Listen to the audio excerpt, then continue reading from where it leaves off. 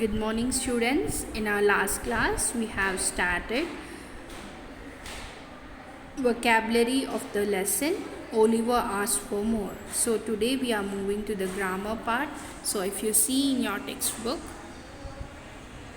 look at the following sentence taken from the story.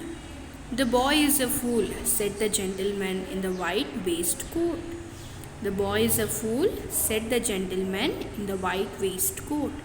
As you know, the above underlined expression can be changed into a question. So, how do we change the above statement into a question? By putting the auxiliary verb before the subject, the boy. So, here that they are telling that we can change this sentence into a question. So, how we can change this sentence into a question is by putting an auxiliary verb before the subject is boy. The subject here is the boy. So before the boy, if we write an auxiliary verb, then we can convert this statement into a question. How here they have given, you can see here. The boy is a fool. So here they have underlined is. By writing this is before the subject. What is the subject here? The boy. Is the boy a fool? It became a question, isn't it? The boy is a fool. This statement is converted to a question saying that is the boy a fool? So see here once again I'll read. The boy is a fool, said the gentleman in the white waistcoat. As you know, the above underlined expressions can be changed into a question. How do we change the above statement into a question? By putting the auxiliary verb before the subject, the boy. The boy is a fool. Is the boy a fool? So there is a difference, isn't it? So here are some more sentences. See here, look at some more sentences. First one. I understand that he asked for more. So underlined word is understand. So what we have to write is, do I understand that he asked for more? So how we are changing the statement I understand that he asked for more into a question is by adding do. Do I understand that he asked for more? See the second. Oliver asked for more. Ask. In the statement, underlined word is asks. So how we are starting? Does Oliver ask for more? We are changing the statement Oliver asked for more into a question by adding does. Does Oliver ask for more? See the third. The boys took their places. The underlined word is took. How we are changing it? Did the boys take their places? So we are changing the sentence, the statement by adding did. Did the boys take their places? These sentences are changed into questions by placing do, does, did at the beginning. Such questions are called yes or no questions. So the sentences which see here, the sentences are changed into questions by placing do, does, did at the beginning. So in any sentence, if they begin with do, does and did, such type of sentences are called as questions. So how we call them? Such questions are called yes or no questions. So the questions which start with do, does and did, we call such type of questions as yes or no questions. Change the following statements into yes or no questions. So here, this one I have already done it for you.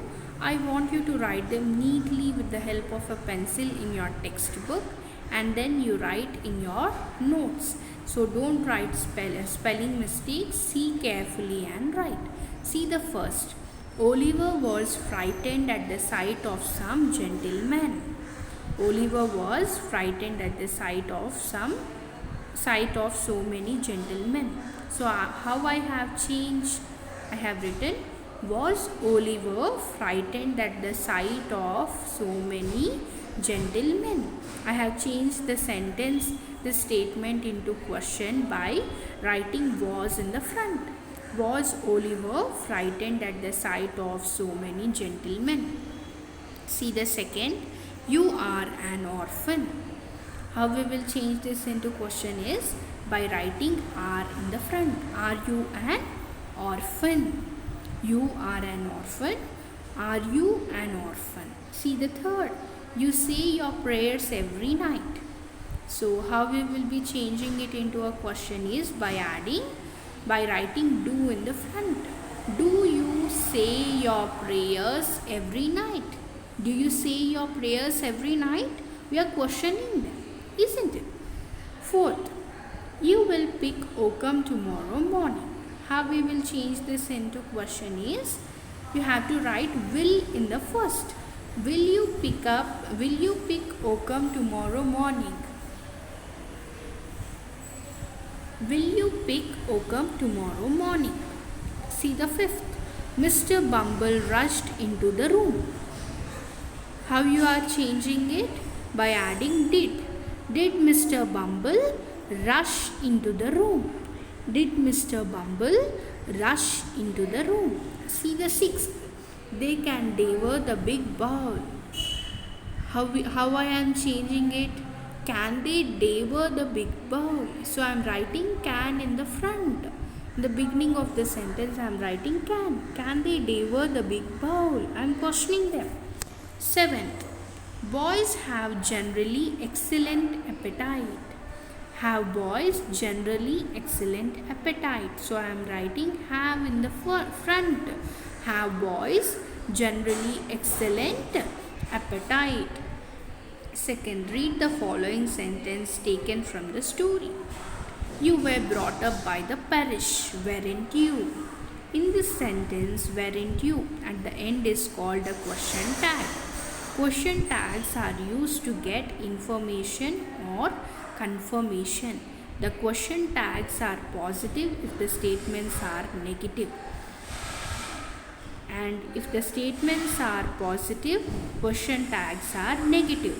These tags are short or contracted form of questions. If the statement has an auxiliary, the tag begins with an auxiliary. In case it does not have an auxiliary, it begins with do, does or did. So what they are telling here is this sentence, you were brought up by the parish, weren't you? In this sentence we have weren't you. At the end it is called a question tag. So how these question tags are? These question tags are why we will use them to get information or confirmation. So these question tags are positive if the statement is negative, whereas if the statement is positive, the question tag will be negative. So these tags are short form of questions. So if the statement has an auxiliary, the tag begins with an auxiliary. In case it does not have an auxiliary, it begins with do, does or did. Read the following dialogue to understand the usage of question tags. Ramu, the weather is good today, isn't it? Vijay, indeed Ramu. Ramu, how about going out now? Hope you will join me, won't you? Vijay, I have got some important work now. I am afraid. So it is a conversation between two friends, Ramu and Vijay. So what Ramu is telling, the weather is good today. So the statement here is positive. So the question tag is negative, isn't it? Isn't it is a negative. So then what is Vijay telling? Indeed Ramu. Ramu, again what is talking? How about going out now? Hope you will join me, won't you? Then Vijay is telling, I have got some important work now. And he is telling, I am afraid. Read the following dialogues that took place at a party. Add suitable question tags to complete it. So this one also I have done it for you. Write them neatly in your textbook with the help of a pencil.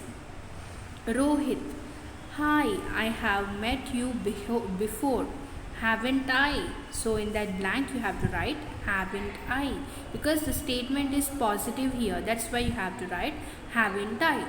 Suma, no, I don't think so. Then Rohit, but your name is Vani, isn't it? Then he is telling, but your name is Vani, isn't it? Right, isn't it in that blank? Then Suma is telling, no, it's Suma. Anyway, glad to meet you. Then Suma is telling, no, my name is Suma. I'm glad to meet you. Then Rohit said, me too. This is Rohit. The party seems to be really lively, doesn't it? Then in that blank you write, doesn't it? Then what is Suma telling? Yes, definitely. We enjoy ourselves a lot on such occasions, don't we? In the blank you write, don't we? Rohit, yeah, we do. So once again I'll read this, see properly and write neatly. Rohit, I have met you before, haven't I? Suma, no, I don't think so. Rohit, but your name is Vani, isn't it? Then Suma is telling, no, it's Suma. Anyway, glad to meet you. Rohit, me too. This is Rohit. The party seems to be really lively, doesn't it? Then Suma is telling, yes, definitely. We enjoy ourselves a lot on such occasions, don't we? Then Rohit, yeah, we do. So I hope you all have understood till here. We'll be continuing the remaining part of the lesson in our next session. Thank you. Have a good day.